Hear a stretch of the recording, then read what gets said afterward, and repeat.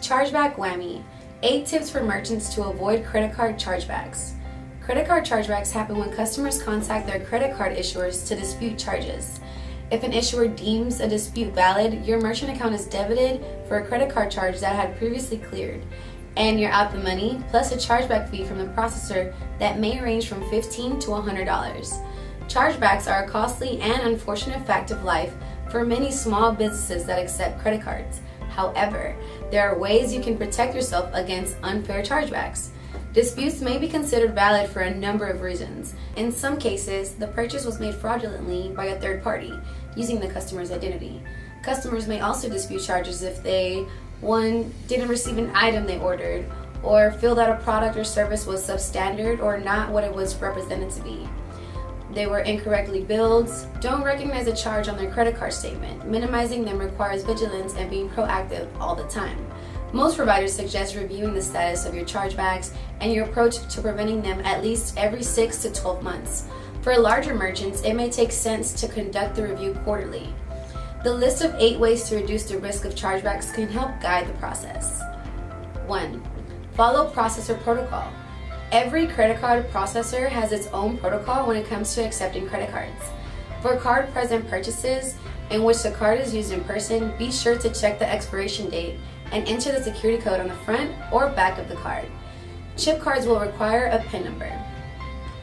Your credit card processor may need to specifically give you permission to process card-not-present transactions, such as those made online or over the phone.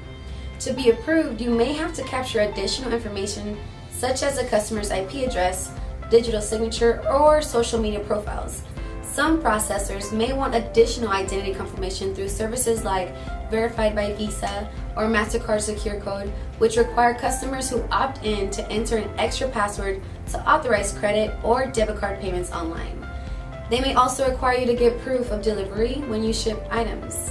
2. Use a clear payment descriptor. Your payment descriptor is the merchant name and other identifying details that appear on the customer's credit card statement when they make a purchase from you. If you list a different name than what the customer might recognize, a parent company name instead of your store-specific brand name, for example, the customer may not recall the purchase. The solution is to be sure your descriptor reflects what the consumer will recognize. 3. Get it in writing. One of the most important things that can be done to protect yourself is to require customers to sign a contract that they spell out the specific services that your company will provide. The key is to get the customer's authorization in writing. The card isn't present, but the contract says so-and-so authorizes a merchant to bill the customer's card for the specific amount, thus protecting the merchant a long way in case any dispute may arise. 4. Deal with customer service issues promptly. Your credit card processor will likely offer chargeback notifications so you can find out quickly if a customer is disputing a charge. It's a good idea to take advantage of those notifications so you can address chargebacks promptly. You can always try to head off chargebacks with good customer service. If a customer expresses dissatisfaction, you can get in touch with them quickly to try to solve the issue. 5. Learn to spot warning signs of fraud. Pay attention to alerts if there are any suspicious details, such as if the credit card security code is incorrect or if the billing and shipping addresses don't match. That way, the merchant and his team can make inquiries to ensure that the customer is legitimate. Merchants have been able to confirm or deny sales by making a phone call to the customer or confirming information on a Facebook or LinkedIn account. 6.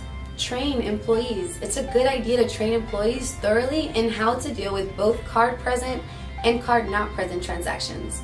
Good training includes teaching them fraud and chargeback prevention techniques, such as looking for suspicious transactions, verifying signatures in card-present transactions, and obtaining signatures on contracts and sales orders when appropriate. 7. Keep good records. At a minimum, you should keep accurate records of customers' credit card transaction dates, amounts, and authorization information in case you need them to fight a chargeback. If you have signed documentation such as receipts or contracts, that helps too.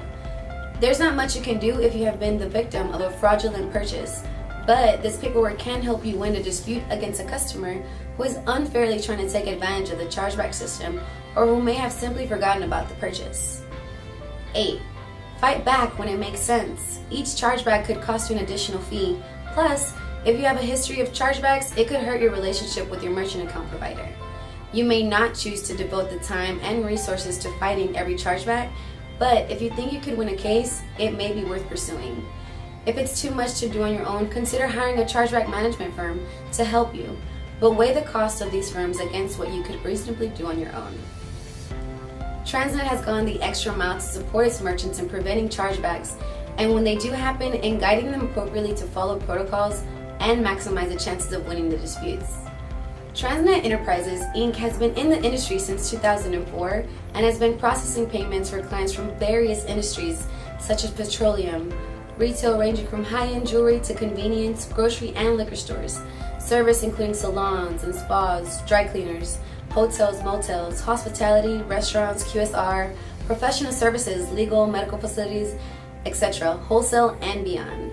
If you're looking to open a new business or would like to switch from your current processor, you can reach out to us at 1-844-384-1484 or visit our website at www.transnetenterprises.com.